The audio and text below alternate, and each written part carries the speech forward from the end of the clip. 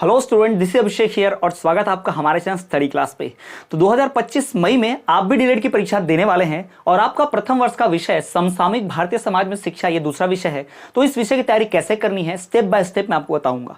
कैसे दीर्घ उत्तरीय प्रश्नों को पॉइंट वाइज बनाकर लिखना होता है अपने शब्दों को इस्तेमाल करके, साथ ही साथ कैसे वस्तुनिष्ठ प्रश्नोत्तर का इस्तेमाल करके आप थ्योरी क्वेश्चन बड़ी आसानी से सॉल्व कर सकते हो। ये सब कुछ हम डिस्कस करेंगे इसी वीडियो में। तो चलिए बिना किसी देरी के शुरू करते हैं और बात करते हैं भाई समसामयिक भारतीय समाज में शिक्षा विषय की। लेकिन उससे पहले बता दूं कि जिनकी अभी तक तैयारी हुई नहीं है, जिनको भी विषय कठिन लग रहे हैं, जिनके पास कंटेंट नहीं है, डर लग रहा है क्योंकि एक भी विषय फेल होते हैं तो फिर से फॉर्म भरो, 2000 रुपए फिर लगते हैं और एग्जाम सेंटर पर आना खर्चा बहुत कुछ जाता है। इसलिए कम समय में बेहतरीन तरीके की तैयारी के लिए हमने अपना 30 डेज का हमारा टारगेट कोर्स लॉन्च किया था। इसकी कीमत सबसे कम है। संपूर्ण कोर्स, क्रैश कोर्स, जितने भी कोर्स हमारे चैनल पर चलते हैं उन सबसे कम इसका कोर्स है और इस पर 29% का छूट भी चल रहा है और ये बहुत कम पैसे में, बहुत कम शॉर्ट टर्म में कोर्स की तैयारी कराने के लिए बनाया गया है। तो आपने अभी तक कोई कोर्स नहीं परचेस किया, इस वीडियो के डिस्क्रिप्शन में जाइए, ऐप की लिंक मिलेगी, स्टडी क्लास का ऐप डाउनलोड करो, वहां से कोर्स परचेस करो और पढ़ाई शुरू कर दो। तो चलिए आगे बढ़ते हैं, इसके बारे में और एंड में बात करेंगे। लेकिन फिलहाल सबसे महत्वपूर्ण बात कि भाई आप इस समसामयिक भारतीय समाज में शिक्षा इस विषय की तैयारी कैसे करोगे।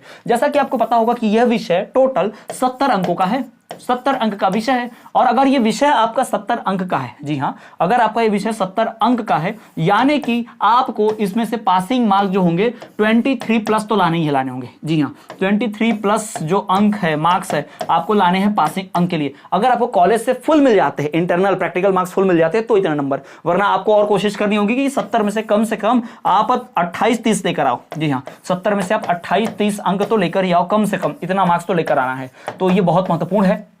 और मजे की बात यह है कि इसमें से 15 एमसीक्यूज यानी महत्वपूर्ण जो आपके वस्तुनिष्ठ प्रश्न उत्तर होते हैं, खाली स्थान होता है, फिर एक वाक्य में उत्तर वाला होता है और बहुविकल्पीय प्रश्न होते हैं। 5-5 करके ऐसे 15 होते हैं। तो उस 15 में से अगर आपने 10 अंक भी ला लिए और फिर मेन में से आपको बचेगा कितना, आपको फिर और कम से कम 15 से 20 अंक लाने होंगे। इससे आप बढ़िया से इसको आसानी से पास कर पाएंगे। पर हमारा टारगेट है ज्यादा से ज्यादा स्कोर करना, 90% स्कोर करना, इसलिए उसी प्रकार की तैयारी आपको बताऊंगा। तो चलिए आगे बढ़ते हैं और बात कर रहे थे स्टेप नंबर 1 की। जी हाँ, हमारा जो स्टेप नंबर 1 है, जी हाँ, हमारा स्टेप नंबर 1 जिसकी हम बात करने वाले हैं, इसमें सबसे पहले जैसा कि मैं हर विषय में बताता हूं, ध्यान रखना कि आपको वस्तुनिष्ठ प्रश्नोत्तर की तैयारी करनी है। पहले आप सबसे पहले वस्तुनिष्ठ तैयार करो। याद रखिएगा, आप किसी भी किताब खरीदोगे आपको 10, 15, 20 एमसीक्यू ज्यादा मिलते नहीं। हमने अपने इस टारगेट कोर्स में और क्रैश कोर्स में कम से कम भाई 30-30 एमसीक्यूज, 40-40 एमसीक्यूज वस्तुनिष्ठ प्रश्नोत्तर एक इकाई से निकाल कर रखे। तो इसमें से 40 पढ़ लोगे तो 40 पढ़ने में से आपको अगर जो 10 भी एमसीक्यू आ गए तो 10 अंक तो ऐसे ही मिल गए आपको, है ना, 40 का पढ़ लेने से। दूसरा, आपने जो बाकी के 40 पढ़े थे उसमें से 30 तो नहीं आए, पर उन 30 में ऐसे कई सारे पॉइंट्स होंगे, फैक्ट होंगे, डेटा होगा, ईयर होगा, परिभाषा होगा, कथन होगा, जिसकी मदद से, इन वस्तुनिष्ठ की मदद से आप क्या कर सकते हो, थ्योरी वाले क्वेश्चंस लिख सकते हो। जी हाँ, आप थ्योरी वाले क्वेश्चन भी तो लिख सकते हो ना। आप इसका इस्तेमाल करके बहुत सारी थ्योरी, बहुत सारे क्वेश्चंस में पॉइंट बना सकते हो। तो आपको इस प्रकार से कुल मिला के वस्तुनिष्ठ पढ़ने से 15 के आसपास नंबर तो मिल ही जाते हैं। तो कभी भी वस्तुनिष्ठ प्रश्न छोड़कर मत आना, कभी भी सबसे पहले वस्तुनिष्ठ की तैयारी करना, ताकि लघु उत्तरीय, दीर्घ उत्तरीय आपको आसान लगने लग जाए, क्योंकि ऑलरेडी आपने पहले से छोटे छोटे पॉइंट्स पढ़ रखे वस्तुनिष्ठ के रूप में। क्लियर।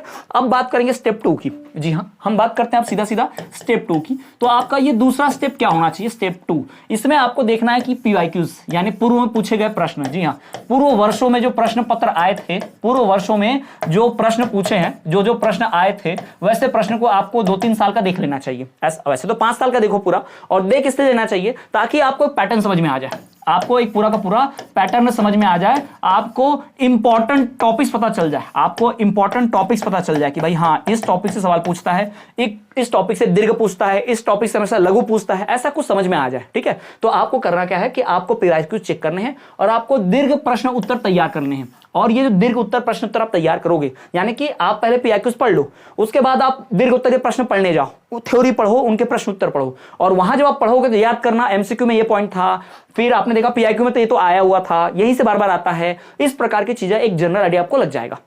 ये आपको सिर्फ इसी विषय में नहीं, लगभग हर विषय में आपको ये स्ट्रेटेजी अपनानी है। हर विषय में यही रणनीति आप अपनाएंगे तो निश्चित ही आपको समझ में आ जाएगा कि आखिर इस पेपर का पैटर्न क्या है। आप उस कोड को क्रैक कर लोगे, समझ में आ जाएगा, आपको चिर परिचित लगने लग जाएगा कि अरे भाई ये तो पहले देखा था मैंने, ऐसे ही क्वेश्चन आते रहते हैं। तो उस प्रकार से पढ़ के अच्छा स्कोर कर पाओगे। Last but not the least, यानी कि थर्ड स्टेप, जी हाँ, आपका स्टेप नंबर 3। इस स्टेप 3 में आपको करना क्या है कि आप पहले थ्योरी पढ़िए। जी हाँ, फर्स्ट सबसे जरूरी थ्योरी पढ़िए। दूसरा, उसके बाद प्रश्न उत्तर जो रहेंगे आपको वो तैयार करना है। ये प्रश्न उत्तर आप तैयार कैसे करेंगे? या तो आपके पास पहले से तैयार हो कंटेंट, जैसे हमारे छात्र जो हजारों छात्र जिन्होंने कोर्स खरीद रखा है उनके पास तो पहले से खुद तैयार है, तो उनको बस उन मेन क्वेश्चन में से पॉइंट बनाने हैं। आपको करना क्या है कि आपको थ्योरी में से प्रश्न उत्तर देखने हैं, फिर उस प्रश्न उत्तरों का पॉइंट वाइज तैयार करना है। पॉइंट वाइज तैयार करना है, ध्यान रखना आपका कोई भी प्रश्न उत्तर पॉइंट वाइज होना चाहिए, ध्यान रखो। अब पॉइंट वाइज तैयार कैसे करते हैं उसकी एक झलक बता देता हूं। हमारे नोट्स में तो ऑलरेडी तैयार करके रखी गई है, पर आपके लिए भी एक बता देता हूं। जैसे कि सवाल यह है कि बालक के समाजीकरण में या विद्यालय बालक के शिक्षा में क्या भूमिका निभाता है ना। जैसे कि विद्यालय है यानी कि स्कूल है, विद्यालय की क्या भूमिका होती है?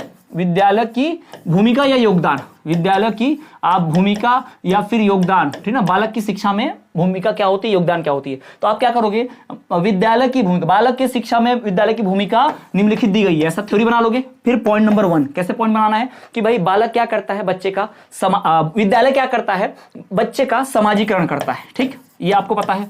तो बालक का समाजीकरण, ऐसा पॉइंट बना लेना।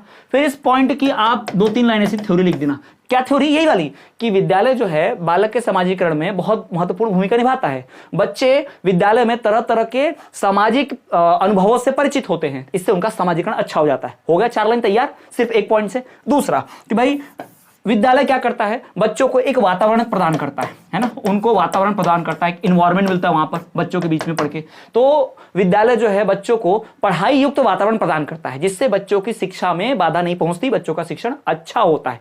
क्लियर? 2 पॉइंट हो गए। फिर तीसरा पॉइंट क्या बनाओगे, भाई बच्चे स्कूल में कैसे सीखते हैं, अलग अलग या समूह में सीखते हैं, तो समूह में सीखना है ना, समूह में अधिगम, तो ऐसा लिख सकते हो। फिर इसमें आप थ्योरी बना सकते हो कि विद्यालय में बच्चे समूह के साथ रहना सीखते हैं, वो उसके सदस्य बनते हैं, वो एक दूसरे का साथ देते हैं, तो उनमें कई प्रकार के संवेगात्मक विकास हो जाते हैं बच्चों में स्कूल जाने से, समूह में रहने से। तो ये भी एक पॉइंट मिल गया। तो ऐसे ही थ्योरीज के पॉइंट बनाओ, उसके अंदर 3-3, 4-4 लाइन की थ्योरी अपने मन से इस पॉइंट से संबंधित लिखो, तब आपको पूरे में से पूरे अंक मिलेंगे, पूरे में से पूरे मार्क्स मिलेंगे। तो ये आपका तरीका होना चाहिए आपका समसामयिक भारतीय समाज में शिक्षा इस विषय की तैयारी करने का। अब मैंने आपको बता दिया किस तरह से तैयारी करनी है। इसका पूरा कंटेंट, नोट्स, एमसीक्यूज, थ्योरी सब कुछ हमारा कोर्स में मिल जाएगा, ठीक है। तो जिन्होंने भी कोर्स लिया हो तो जान ही रहे, जिन्होंने नहीं लिया है भाई वो कोर्स जरूर परचेस कर लेना। वीडियो के डिस्क्रिप्शन हमारे ऐप के लिंक है, ऐप डाउनलोड करो, वहां से कोर्स परचेस करो। किसी कूपन कोड की जरूरत नहीं है क्योंकि ऑलरेडी उसमें 29% छूट मिल रही है और यह कोर्स सबसे सस्ता है। जी हाँ, संपूर्ण कोर्स, क्रैश कोर्स, इन सब कोर्स में मिला लिया जाता है। इसमें सबसे सस्ता कोर्स यही हमारा टारगेट कोर्स। इसका परीक्षा होने तक आपकी इसकी बेहतरीन तैयारी कराई जाएगी। पूरा का पूरा आपका रैपिड स्टडी होगा, पूरा प्लान बनाकर रखा गया है, बहुत जोरदार तरीके से। एक्सक्लूसिव कंटेंट मिलेगा, एक्सक्लूसिव एमसीक्यू मिलेंगे, एक्सक्लूसिव प्रश्न उत्तर मिलेंगे, ताकि आपकी तैयारी बहुत बेहतरीन तरीके से हो जाए। पीवाईक्यूज मिलेंगे, डिटेल नोट्स भी मिलेंगे, तो ये सब मिल जाएगा आपको इस कोर्स में। तो ये कोर्स जरूर परचेस करें। ऐसे छात्र जिनके जो स्कूल नहीं गए, कॉलेज नहीं गए, जिनकी कोई तैयारी नहीं हुई, जो कोई और भी काम करते हैं, साथ ही साथ डीएलएड की परीक्षा की तैयारी कर रहे हैं, तो डर लग रहा है, तो कोई घबराने की जरूरत नहीं है। इस एक कोर्स को परचेस करके पढ़ाई करके आप डीएलएड की परीक्षा की तैयारी 100% सफलतापूर्वक कर सकते हो। तो कोर्स जरूर परचेस करें और अन्य वीडियोस के लिए प्लेलिस्ट चेक करें। चलिए मिलेंगे आपसे अगले वीडियो में, तब तक के लिए देखते रहिए हमारा चैनल स्टडी क्लास।